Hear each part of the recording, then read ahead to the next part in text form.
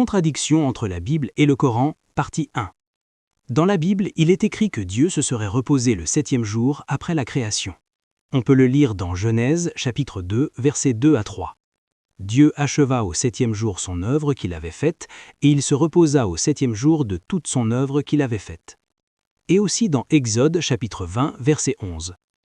Car en 6 jours, l'Éternel a fait les cieux, la terre et la mer, et tout ce qui y est contenu, et il s'est reposé le 7e jour. Mais dans le Coran, c'est totalement différent. Dieu n'a pas pris de repos. Il n'a même pas été fatigué par la création.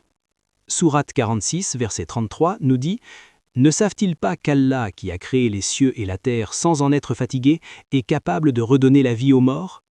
Et dans la Sourate 50, verset 38, « Nous avons créé les cieux et la terre et ce qui existe entre eux en 6 jours, sans éprouver la moindre lassitude. » Face à ce problème, plusieurs chrétiens interprètent ce verset différemment.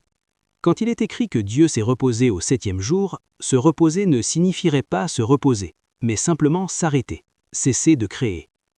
Mais même avec cette interprétation, ça contredit encore le Coran. Parce que dans le Coran, Dieu ne marque aucune pause après la création. Il administre immédiatement sa création, comme on peut le lire dans la Sourate 10, verset 3.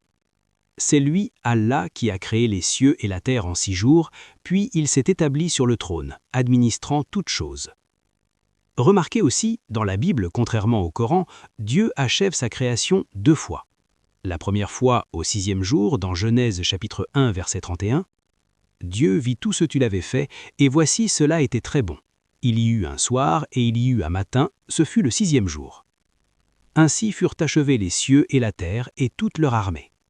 Et la deuxième fois, au 7e jour, dans Genèse chapitre 2, verset 2. Dieu acheva au 7e jour son œuvre qu'il avait faite, et il se reposa au 7e jour de toute son œuvre qu'il avait faite.